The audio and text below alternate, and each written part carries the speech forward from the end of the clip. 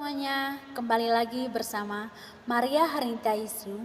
Saya mahasiswi semester 4. Pada kesempatan ini, saya akan memaparkan slide presentasi nilai-nilai anti korupsi dan prinsip-prinsip anti korupsi. Pertama, nilai-nilai anti korupsi. 1. Nilai kejujuran.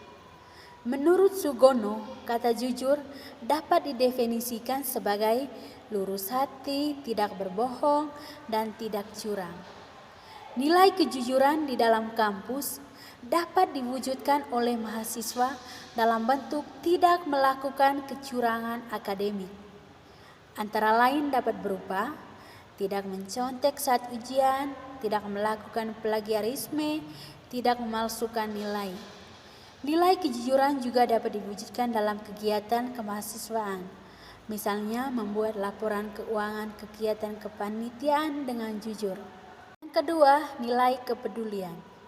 Menurut Sugiono juga, definisi kata peduli adalah mengindahkan, memperhatikan, dan menghiraukan.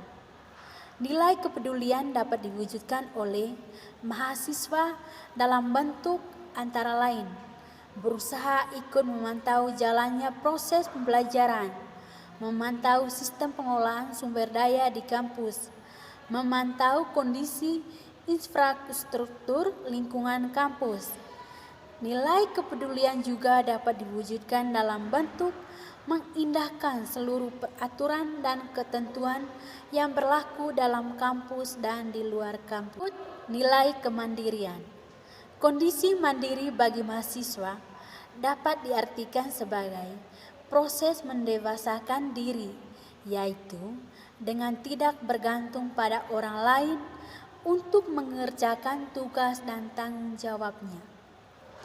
Nilai kemandirian dapat diwujudkan antara lain dalam bentuk mengerjakan soal ujian secara mandiri, mengerjakan tugas-tugas akademik secara mandiri, menyelenggarakan kegiatan kemahasiswaan secara swadana.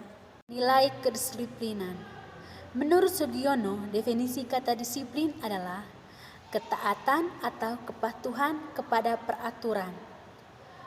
Nilai kedisiplinan dapat diwujudkan antara lain dalam bentuk kemampuan mengatur waktu dan ketentuan yang berlaku di kampus, mengerjakan segala sesuatu tepat waktunya, dan fokus pada pekerjaan. Nilai tanggung jawab. Menurut Sugono, definisi kata tanggung jawab adalah keadaan wajib menanggung segala sesuatunya, atau kalau terjadi apa-apa boleh dituntut, dipersalahkan, dan diperkarakan. Tanggung jawab adalah menerima segala sesuatu dari sebuah perbuatan yang salah, baik itu sengaja maupun tidak disengaja. Tanggung jawab tersebut berupa perwujudan kesadaran akan kewajiban menerima dan menyelesaikan semua masalah yang telah dilakukan. Tanggung jawab juga merupakan suatu pengabdian dan pengorbanan. Tanggung jawab merupakan nilai penting yang harus dihayati oleh mahasiswa. Penerapan nilai tanggung jawab antara lain dapat diwujudkan dalam bentuk belajar sungguh-sungguh, lulus tepat waktu dengan nilai baik, mengerjakan tugas akademik dengan baik, menjaga amanah dan kepercayaan. Berikut nilai sederhana. Hidup sederhana, hidup apa adanya, tidak bergaya hidup mewah, tidak boros, dan bergaya hidup hemat. Nilai kesederhanaan dapat diterapkan oleh mahasiswa dalam kehidupan sehari-hari, baik di kampus maupun di luar kampus. Misalnya, hidup sesuai dengan kemampuan, hidup sesuai dengan kebutuhan, tidak suka pamer kekayaan, dan lain sebagainya. Nilai keberanian. Keberanian, sikap, kepastian dalam melakukan sesuatu.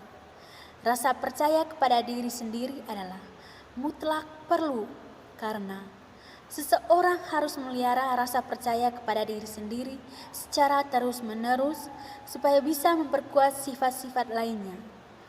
Jika seseorang percaya kepada diri sendiri, maka Hal ini akan terwujud dalam segala tingkah laku mahasiswa. Nilai keberanian dapat dikembangkan oleh mahasiswa dalam kehidupan di kampus dan di luar kampus. Antara lain, dapat diwujudkan dalam bentuk berani mengatakan dan membela kebenaran, berani mengakui kesalahan, berani bertanggung jawab, dan lain sebagainya. Berikut nilai keadilan. Berdasarkan arti katanya, adil adalah sama berat, tidak berat sebelah, tidak memihak. Nilai keadilan dapat dikembangkan oleh mahasiswa dalam kehidupan sehari-hari, baik di dalam kampus maupun di luar kampus. Antara lain, dapat diwujudkan dalam bentuk selalu memberikan pujian tulus pada kawan yang berprestasi, memberikan saran perbaikan dan semangat pada kawan yang tidak berprestasi, tidak memilih kawan berdasarkan latar belakang sosial dan lain-lain. 2. Prinsip-prinsip anti korupsi. 1. Akuntabilitas. Akuntabilitas adalah kesesuaian antara aturan dan pelaksanaan kerja. Semua lembaga mempertanggungjawabkan kinerjanya sesuai aturan main baik dalam bentuk konvensi maupun konstitusi, baik pada level budaya maupun pada level lembaga. Prinsip akuntabilitas dapat mulai diterapkan oleh mahasiswa dalam kehidupan sehari-hari sebagai mahasiswa di kampus. Misalnya, program-program mengindahkan aturan yang berlaku di kampus dan dijalankan sesuai dengan keaturan. 2. Prinsip transparansi. Salah satu prinsip penting anti korupsi lainnya adalah transparansi. Dalam prosesnya, transparansi dibagi menjadi 5, yaitu proses penganggaran, proses penyusunan kegiatan, proses pembahasan bersifat bottom up, mulai dari perencanaan, implementasi, laporan pertanggungjawaban, dan penilaian terhadap kinerja anggaran. Di dalam proses penyusunan kegiatan atau proyek pembangunan terkait dengan proses pembahasan tentang sumber-sumber pendanaan dan alokasi anggaran. Prinsip transparansi dapat mulai diterapkan oleh mahasiswa dalam kehidupan di kampus.